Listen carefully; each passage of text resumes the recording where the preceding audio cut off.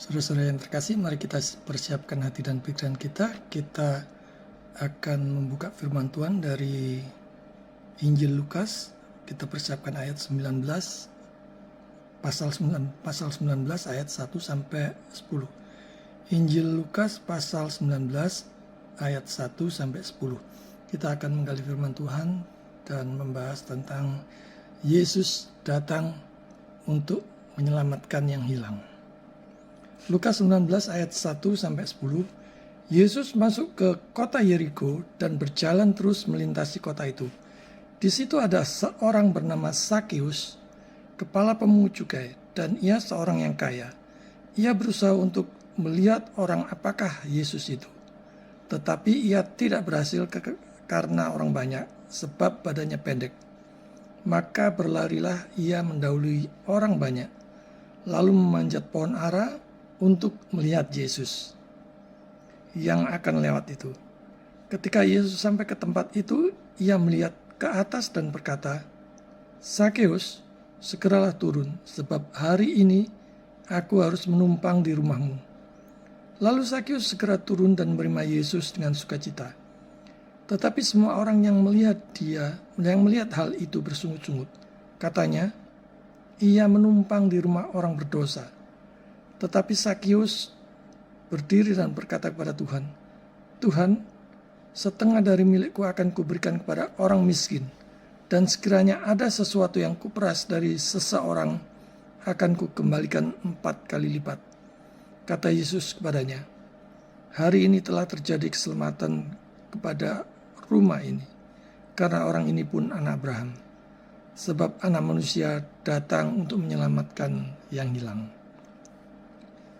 Saudara-saudara yang terkasih, juru selamat untuk orang selamat, juru selamat untuk orang benar, juru selamat untuk orang pilihan yang merasa paling benar, paling suci, paling saleh, merasa tidak butuh juru selamat. Padahal tanpa juru selamat mereka pasti tidak selamat. Karena silakan menanggung sendiri dosa-dosa dari lahir sampai mati. Jadi perbuatan baik manakah yang bisa menghantar seseorang ke surga dengan perbuatan baiknya? Bagi orang Kristen, perbuatan baik itu hanya bukti bahwa dia sudah diselamatkan, bukan supaya bisa ke surga. Itu bedanya. Jadi kalau seseorang bisa beriman, percaya kepada juru selamat, kepada Yesus sebagai Tuhan dan Juru Selamat pribadinya, itu adalah karya Roh Kudus, pekerjaan Roh Kudus. Itu berarti di dalam dirinya ada Roh Kudus. Ada Roh Kudus, ada buah-buah Roh. Jadi dia bisa dan mampu berbuat baik. Jadi perbuatan baik itu hanya bukti bahwa dia sudah dipilih, sudah diselamatkan. Karena detik dia percaya, artinya percaya kepada Yesus sebagai satu-satunya Tuhan dan Juru Selamat pribadinya, detik itu juga dia sudah selamat bersama dengan Yesus di surga. Jadi surganya sudah terlebih dahulu ada, sudah pasti ada, begitu dia percaya. Jadi sekali lagi, iman itu karya Roh Kudus. Ada Roh Kudus berarti ada buah-buah Roh. Perbuatan-perbuatan baik ada di sana. Berarti baik kemampuan maupun kemauan diberikan pada orang tersebut. Kalau orang percaya bisa berbuat baik, itu adalah pekerjaan Roh Kudus 100% yang memberi baik kemampuan dan kemauan untuk bisa berbuat baik, untuk bisa menyatakan kemuliaan Allah. Sekotor apapun manusia yang berdosa, saat ini Tuhan memanggil saudara untuk bertobat dan menerima pengampunannya, untuk menjadikan Yesus sebagai satu-satunya Tuhan dan Juru Selamat pribadi saudara. Dikatakan di bagian awal tadi bahwa Sakeus adalah kepala pemungut cukai, sangat kaya. Jadi seperti saat ini, pejabat yang tahu-tahu kekayaannya melejit di tengah pandemi begini, pasti banyak yang curiga. Mungkin hasil korupsi, dan pasti banyak dibenci oleh orang kecil, khususnya rakyat. Dan begitu juga Zakius. Bukan hanya dibenci karena profesinya sebagai pemungut cukai yang memeras rakyat, tetapi juga dibenci karena dia dianggap sebagai pengkhianat bangsa. Jadi biasanya pemungut cukai ini memungut lebih dari yang semestinya, yang kemudian distorkan kepada Romawi. Padahal Romawi itu ada penjajah. Jadi dia begitu dibenci karena dianggap sebagai pengkhianat oleh bangsanya sendiri. Dia setor ke penjajah Romawi. Dan dengan profesi yang dibenci banyak orang ini, dia kaya. Kita lihat firman Tuhan, ia berusaha untuk melihat Yesus. Ia berusaha keras karena ada begitu orang banyak yang menghalangi dia. Ya, jadi dia mau mendahului orang banyak. Kita lihat di sini, meski dia dibenci bangsanya sendiri, ia berusaha untuk melihat Yesus dengan naik pohon ara.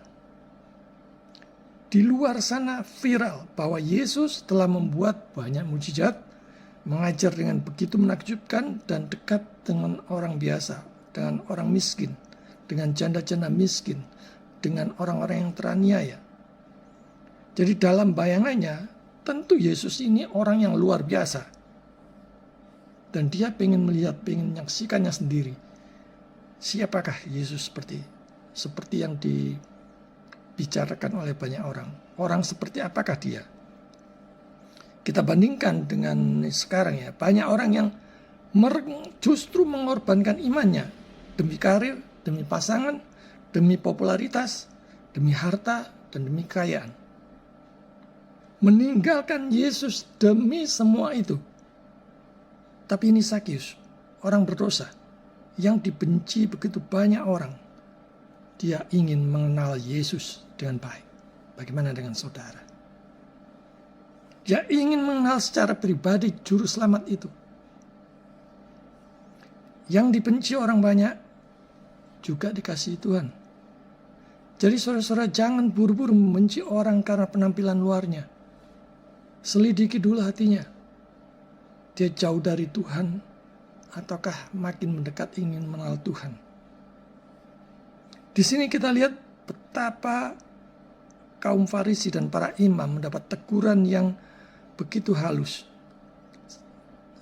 Demikian juga para pengikut mereka, orang-orang Farisi dan para imam, yang membatasi orang-orang tebusan, orang-orang yang ingin mengenal juru selamat. Para pemungut cukai dan begitu banyak orang-orang lainnya, orang-orang berdosa yang lainnya, membutuhkan lebih dari usaha keras ataupun istimewa untuk juga ikut selamat. Yang mereka butuhkan juga adalah keselamatan. Dan di sini Roh Kudus sudah mulai bekerja pada diri Zakius, ingin tahu juru selamat. Karena itu pada saat saudara ditegur untuk bertanya siapakah Yesus, maka jangan sia-siakan waktu itu. Pakailah untuk mempelajari Alkitab sebanyak mungkin, selama mungkin yang Anda sanggup. Selama kita masih diberi umur, kita bisa menggali firman Tuhan, menggali Alkitab, membaca Alkitab, merenungkannya dengan sungguh-sungguh. Dan Roh Kudus akan memberikan kemampuan untuk hidup memuliakan Tuhan. Jadi demi domba pengembara yang malang inilah, Tuhan meninggalkan rumahnya di sorga yang megah dan damai datang ke dunia. Kalau Yesus datang untuk memungut cukai yang dibenci dan dimusuhi orang banyak ini, hari ini Yesus juga datang buat saudara, buat rumah saudara, keluarga saudara, bahkan seluruh keluarga besar saudara. Bagaimana sikap saudara? Sukacita ataukah bersungut-sungut? Sukarela ataukah berat hati? Mempersilahkan dia masuk untuk menginap, menjamunya, atau justru menolaknya, melecehkannya, dan sebagainya. Hari ini saya mau memperingatkan, jangan keraskan hati. Terimalah dia sekarang juga. Maka kita lihat di sini Zakius, berlarilah ia mendahului orang banyak. Kalau saudara tahu ada sesuatu yang berharga, sesuatu yang bernilai, tentu saudara tidak akan tinggal diam. Saudara akan lari untuk mendapatkannya, mendahului orang-orang lain. Katakanlah itu emas, berlian, permata yang nilainya sangat mahal. Saudara tidak akan malas-malasan karena tahu itu sangat bernilai.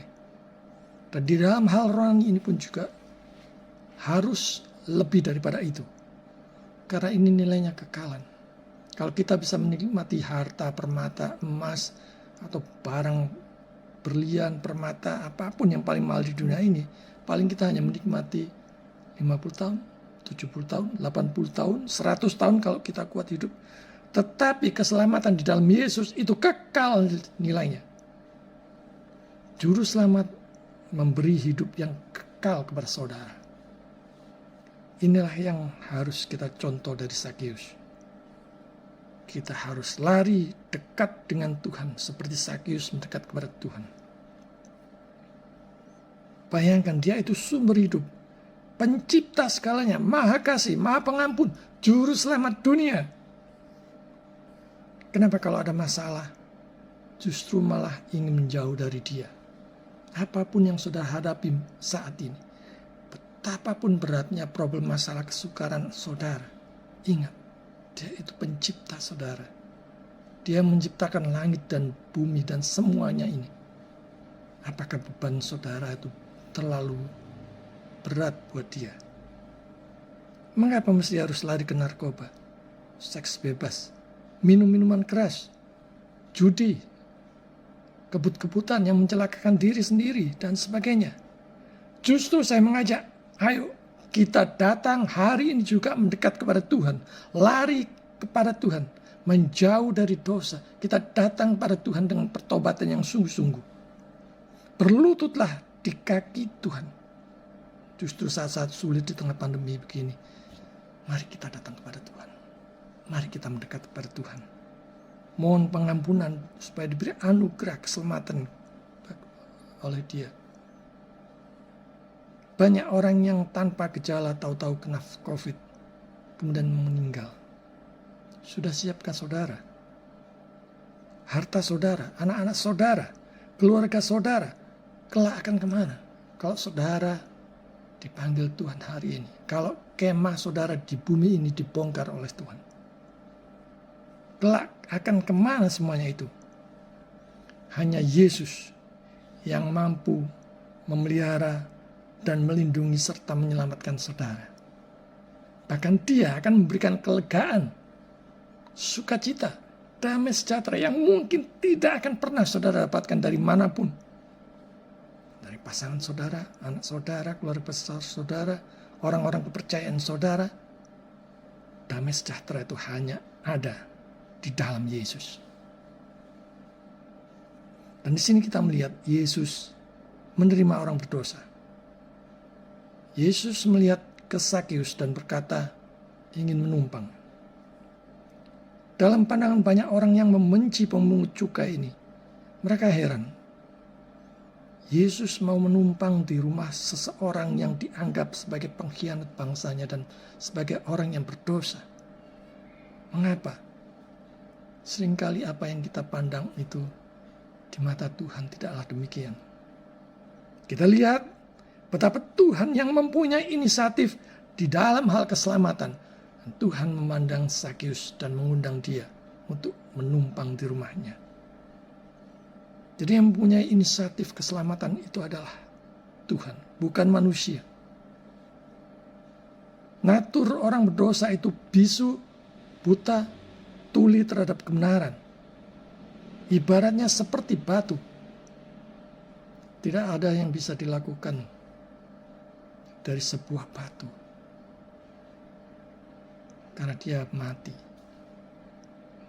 Tidak ada yang bisa kita lakukan untuk kebenaran, untuk memberitakan kebenaran kepada sebuah batu. Kalau Roh Kudus tidak melahirbarukan seseorang.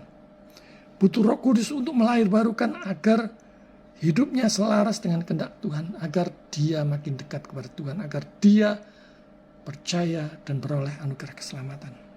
Dan di sini seolah-olah Yesus berkata, engkau tahu hai para imam dan orang-orang Farisi, engkau tidak menginginkan aku.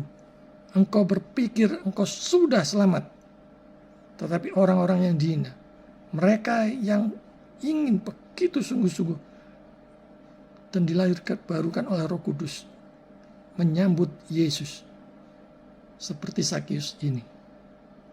Kita lihat banyak sekali orang-orang yang kelihatannya saleh tetapi dikecam oleh Yesus karena munafiknya. Adegan ini mungkin terjadi pada malam kedatangan Tuhan di rumah Sakeus di Yeriko.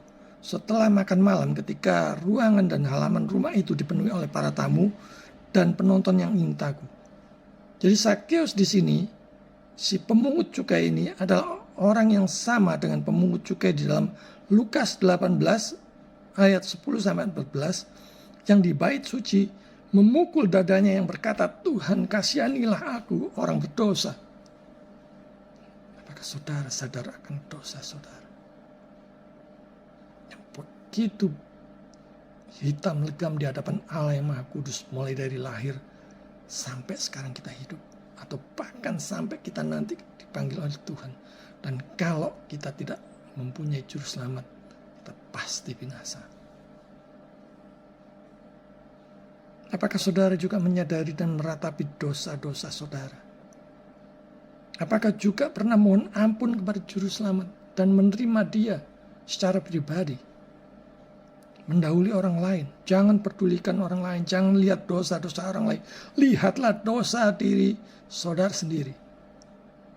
Hari ini saya menawarkan kepada saudara beserta seluruh keluarga besar saudara, pribadi yang bernilai kekalan, juru selamat dunia, juru selamat orang berdosa, juru selamat orang yang percaya kepadanya. Pribadi yang memberikan jaminan pasti keselamatan saudara, seisi rumah saudara, seluruh keluarga besar saudara yang percaya kepada dia.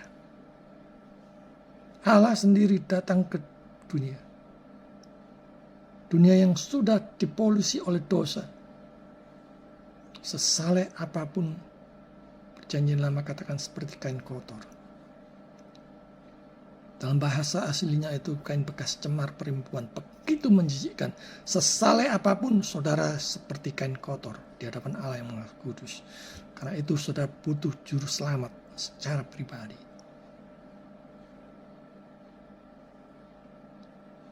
Allah sendiri, Yesus sendiri yang menebus semua dosa-dosa sendiri. Tidak peduli betapa hitam legamnya masa lalumu. Tidak peduli betapa kacau balaunya hidupmu dulu. Tuhan datang ke hatimu untuk membereskannya, merapikannya, menyusunnya kembali, dan memberi damai sejahtera atas hidupmu dan seisi rumahmu. Terimalah dia. Jangan keraskan hati. Percayalah kepada Yesus. Terimalah dia sebagai satu-satunya Tuhan dan Juru Selamat pribadimu. Maka engkau akan selamat. Maka engkau akan beroleh anugerah hidup yang kekal bersama dengan dia di sorga. Kita lihat. Sakeus menerima Yesus dengan begitu sukacita. Bagaimana dengan saudara? Sakeus melakukannya. Bagaimana dengan saudara? Keluarga saudara? Orang-orang yang saudara kasih? Apakah sama seperti orang-orang yang hadir bersungut-sungut karena benci dengan orang berdosa? Atau saudara menganggap diri saudara lebih baik dari orang yang berdosa? Apakah saudara merasa lebih baik dari dia? Lebih suci dari dia? Lebih saleh dari dia? Orang-orang yang hadir mungkin ingin melihat bagaimana dia mengajar. Tetapi renungkannya, apakah kita lebih baik dari mereka? Kalau kita menyalahkan ahli Taurat dan orang-orang Farisi, apakah kita juga lebih baik dari mereka? Mungkin banyak orang yang menganggap ini kok malah menginap dengan orang berdosa yang dibenci oleh orang banyak. Biasanya kalau menerima tamu yang menginap akan ada banyak pembicaraan, saudara, akan ada banyak dialog, bahkan pengajaran. Nah, lantas bagaimana pengajarannya ini? Apakah sesuai dengan ahli-ahli Taurat dan para imam? Yesus sendiri yang mengajar langsung Sakeus, orang berdosa yang dibenci banyak orang ini. Dan di sini kita lihat Sakeus berjanji, bukan main-main, saudara. Janjinya bukan kepada manusia, tetapi di hadapan Tuhan. Tuhan, setengah dari milikku akan kuberikan kepada orang miskin, dan sekiranya ada sesuatu yang kuperas dari seseorang akan kukembalikan 4 kali lipat. Saudara bisa membayangkan ya, kalau Sakyus sungguh-sungguh bangkrut dan melakukan ini, dia akan bangkrut ya. Dia pasti bangkrut. Kalau Sakyus melakukan semuanya ini, melakukan janji komitmen ini. Tapi apalah artinya semua itu dibandingkan dengan keselamatan di dalam Yesus? Apalah artinya harta benda yang begitu melimpah dibandingkan dengan kekekalan bersama Yesus? Keselamatan datang atas rumah orang berdosa. Saudara yang terkasih, keselamatan itu sifatnya pribadi, tidak bisa nunut, tidak bisa numpang, tidak bisa numpang istri numpang suami, tidak bisa anak menumpang orang tua ataupun keluarga besar numpang kepala keluarga yang lain. Hari ini keselamatan datang ke rumah ini, dan Kristus memberikan kesaksian kepada Sakyus yang menyatakan betapapun profesinya dibenci oleh begitu banyak orang. Tapi dia tidak munafik. Dia mengakui dosa-dosa dan kesalahannya. Dia tidak menganggap perbuatan baik Sakyus sebagai penyebab keselamatan. Tetapi karena pertobatan itu adalah janji yang tidak diragukan dari adopsi ilahi. Dari situ dengan adil Yesus menyimpulkan bahwa rumah ini adalah pemilik keselamatan. Percayanya kepada Yesus membuat dia selamat. Jika anggota keluarga yang lain juga percaya, maka mereka selamat. Karena itu kita harus memberitakan Injil kepada anggota keluarga yang lain, supaya mereka juga percaya dan diselamatkan. Yang bertobat pun menjadi anak-anak Abraham. Saudara yang terkasih, Abraham adalah bapa orang beriman. Dan Sakyus adalah salah satu dari anak Abraham. Ia berpendapat bahwa rumahnya telah diselamatkan agar siapapun dapat diperhitungkan di antara orang-orang benar, orang-orang pilihan sebagai simbol anak-anak Abraham. Perlu baginya untuk meniru iman Abraham.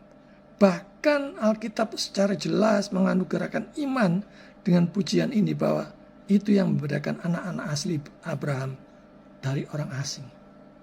Kita lihat di dalam perjanjian lama, saudara. Abraham diperintahkan Tuhan untuk pergi keluar. Tujuannya tidak jelas.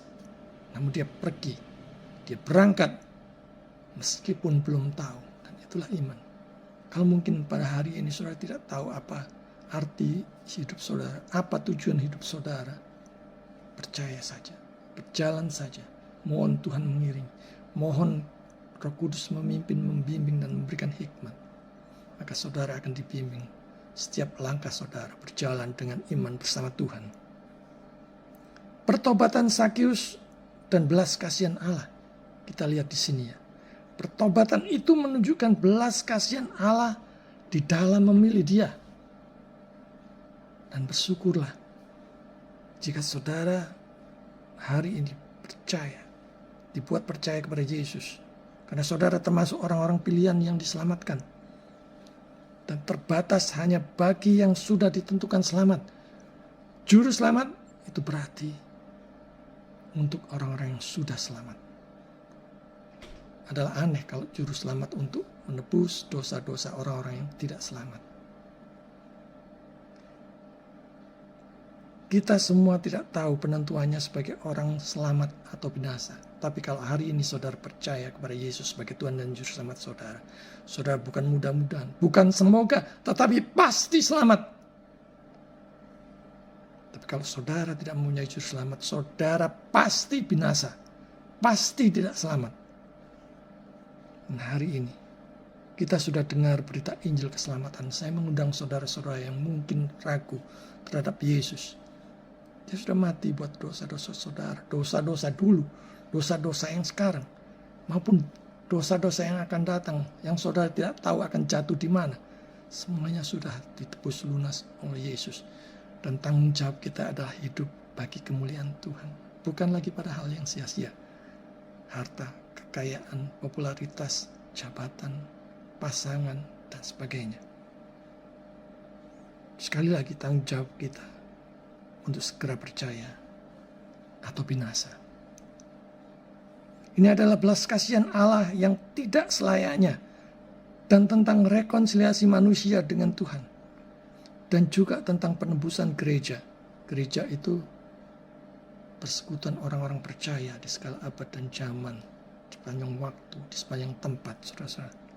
Dan untuk juga merangkul agar mereka makin dekat dengan juru selamat, dengan iman. Hari ini, juru selamat melawat saudara. Yesus melawat saudara. Berita ini sampai kepada saudara. Dan belas kasihan Allah ditawarkan. Bagaimana respon saudara? Saudara bisa menolaknya, bisa bersungut-sungut, melecehkannya, atau bahkan menolaknya. Saya pastikan saudara pasti binasa.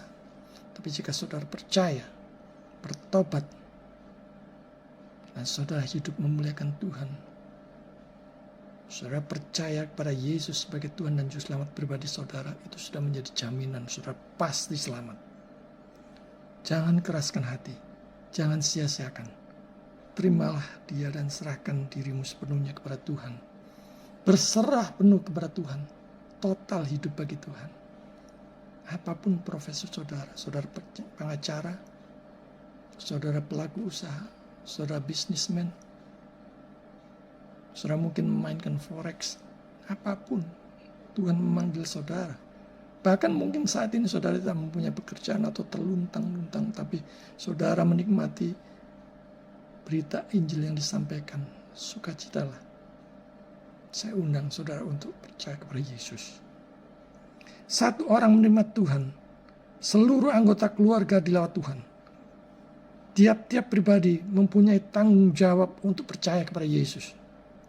Siapapun yang telah memberitakannya. Saya jangan pandang dia adalah hamba Tuhan yang populer, ngetop, terkenal, fasih leader dan sebagainya, ataukah orang yang lemah, orang yang tidak cakap di dalam pengetahuan teologinya dan sebagainya. Tapi kalau Injil ditawarkan kepada saudara, terimalah saudara-saudara. Karena itu kekalan nilainya, itu keselamatan jiwamu. Ketimbang engkau binasa, ketimbang hidupmu sia-sia. Tuhan ketika Dia mengadopsi kepala keluarga, yaitu Sakeus, telah berjanji bahwa Dia akan menjadi Tuhan bahkan atas seluruh rumahnya. Keselamatan adalah kesopanan, ditawarkan dengan halus, dengan sopan, dengan begitu mulia, diperluas dari kepala keluarga kepada seluruh tubuh, seluruh anggota keluarga.